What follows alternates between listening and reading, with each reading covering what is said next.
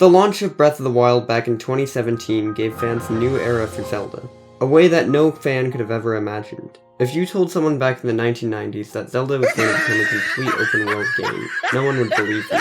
But that's exactly what happened with the release of Breath of the Wild. When that last trailer for Breath of the Wild dropped, it shook the whole world and grabbed the attention of many new Zelda fans. For me, this game is actually what drew me closer to the Zelda franchise. When I was a lot younger, I played Ocarina of Time, which I found to be a lot of fun, but it was also a terrifying game. I was young, okay? The Redeads, they're very horrifying. I never got to finish it, and I started to drift away, but Breath of the Wild was that final push that grabbed my attention again. And so when the whole world heard that there was a sequel in development to The Legend of Zelda Breath of the Wild, everyone was so excited. And with that, the sequel is finally here, The Legend of Zelda Tears of the Kingdom, and I will now compare these two games. Keep in mind this is just my opinion, so you don't have to agree with it. This will be a series reaching over multiple episodes which covers multiple different categories over multiple different weeks, so I hope you enjoy as we dive right in to find the true, better Zelda game.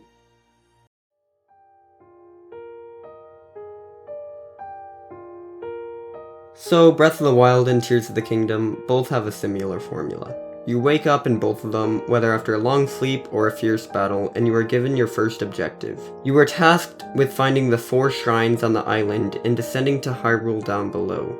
I say this because in order to get off the Great Plateau, you need to complete this tutorial to get the paraglider, and in Tears of the Kingdom you start in the sky on the Great Sky Island and have to open the sky barrier, sort of like Skyward Sword does. Well, actually I'm not exactly sure how that happened. It seemed like the light dragon just flew up out of the clouds when Link gave the Master Sword to Zelda, and that's what opened the clouds. I don't know, I'm still wondering about that part. Anyways, in either one you are finally ready to go down to the surface and start the journey. In today's episode, we are going to start the first one out small with discussing which one is the better tutorial, the Great Plateau or the Great Sky Island. Each game that wins for a category will get a point, and whichever one with the most points at the end of the series will be the winner. I will be sharing my thoughts on this, but I will also be showing the results from a poll I did on my channel. The poll winner will also win 1 point to the category. Breath of the Wild has a classic intro. Zelda's voice tells you to wake up, you get your Sheikah Slate, and you get your pants and shirt, unless you choose to keep Link in his underwear, which speedrunning. And you head out of the Shrine of Resurrection. It truly is an indescribable feeling. You see the world around you, and the Breath of the Wild theme plays, and you're ready to start the journey ahead. Breath of the Wild, you had no idea what was outside. You had explored new regions, and were unfamiliar with all of it. However, when Tears of the Kingdom's trailers were released, people were worried that the surface would look the same, and you wouldn't feel that feeling of exploring new lands. However, when the Tears of the Kingdom intro starts, I have to say to myself, I felt that kind of feeling again. The unknown and unheard of regions that I would explore. This is much of the Great Sky Island for me. Tears of the Kingdom starts with a banger of an intro. You and Zelda are together exploring underneath Hyrule Castle in search of its secrets and to uncover why people are getting sick on the surface from the gloom. While they are down there, you discover new lore of Zonai and the Demon King from the past. You are thrown straight into the lore, and Zelda says let's continue to head deeper. The music starts to get louder in a malicious, creepy manner, and then you see it. Gigadorf. No, that's the dead version of him. Okay, not Giga yet. There are so many unknown mysteries at play here. Ganondorf knows the names of Zelda and Link and mentions Rauru, who, at the time, you have no idea who that is. Ganondorf collapses everything around him, takes away Link's hearts, and raises the castle into the sky with Zelda falling to her death. Okay, that would be a bit tragic. She's not actually dead. An arm reaches out to save Link, and in a similar way to Breath of the Wild, you wake up after this event. What I like about Tears of the Kingdom is it shot you with mystery from the start, made you want to uncover what is happening. In Breath of the Wild, you know a great calamity happens before, but in Tears you get to experience it yourself. The journey starts once again, and it's revealed Link is high in the skies and jumps down to the tutorial Sky Island where the Tears of the Kingdom theme plays.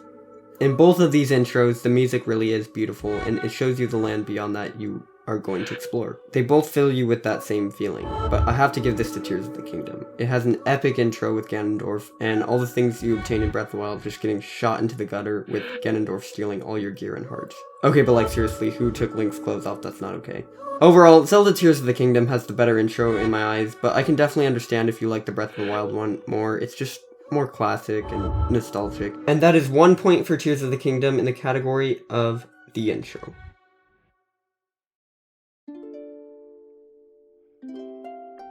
After you start the journey, the tasks start to differ. In Breath of the Wild, you have to go to Ashika Tower to activate it, and you are unloaded with the story. You finally get to see the threat you were up against. In Tears of the Kingdom, you immediately saw that into the game, but Breath of the Wild, Calamity Ganon appears out of nowhere, swarming the castle. I really like this idea of Calamity Ganon swarming the castle. I think it just looked really cool, and I honestly wish that we got to fight him like that in one stage of the final boss. I'll save that idea for another video though. You are now tasked with going to one shrine to obtain its treasure, but were actually lied to and had to go to all 4 to finally get the paraglider. The shrines in Breath of the Wild are honestly very cool. They are these mini puzzles and you acquire spirit orbs to trade them into hearts and stamina. I really like the design of the orange shrine in the distance, and once you complete it, it turns blue. As for the puzzles on the inside of the shrines, not the Great Plateau ones, but just in general, the puzzles can be very tedious. For Tears of the Kingdom, it acts similar as what you do in Breath of the Wild. After you make the jump, you are now given the Parapad and are told that Zelda is waiting for you in Temple of Time. 2 emotions hit me right here. The first one is that Zelda is waiting for you. Right away as the player, you were filled with the mystery yet again. You just saw Zelda presumably fall to her death, and now she's waiting for you. This makes you really want to complete the mission and get there as soon as you can for your questions to be answered by Zelda. Number 2, it's the Temple of Time, and the last time the Temple of Time was shown, it was on the surface in Breath of the Wild. After you go to the Temple of Time, the furry goat man Ravru tells you cannot access the door yet and have to do, you name it, shrines. Some people didn't like the idea of shrines in the first game, so they probably weren't thrilled that they made a return in Tears of the Kingdom, but I personally didn't mind them, and I was excited to see the new shrines. The shrines had green energy over them, and it disappeared when you completed one. In terms of the puzzles in the Tears of the Kingdom shrines, I really liked them. They were actually very creative, and most of them were less tedious and more enjoyable. You had to use all your fun Ultra Hand powers, which is probably the main reason the shrines were more enjoyable, but however in terms of looks, I decided the Breath of the Wild ones look way cooler, and the music is overall better in those shrines. For me, at least. So for the category of the shrines, I will give each Breath of the Wild and Tears of the Kingdom 1 point.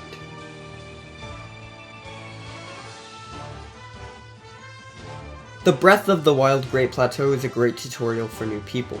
You fight your first bokoblins there, complete your first quests, and are filled with knowledge before you're off on your long adventure. When I was in the Breath of the Wild Great Plateau, I felt safe.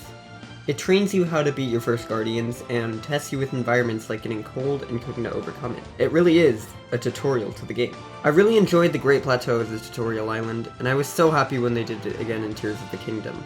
After the first tower is activated, you see a need to get off the cliff because the Calamity is shown flying over the castle. You have to save the princess and the rest of Hyrule. In Tears of the Kingdom, mystery fills you again. You are high above the clouds and can make out small parts of Hyrule down below, but you have no idea what's down there yet. You face totally new enemies called constructs and can craft cool things like flame shields and silly goofy rock weapons. Once again, you have to face the climate and cook food so you don't die to cold weather when heading up to the Ascend Shrine.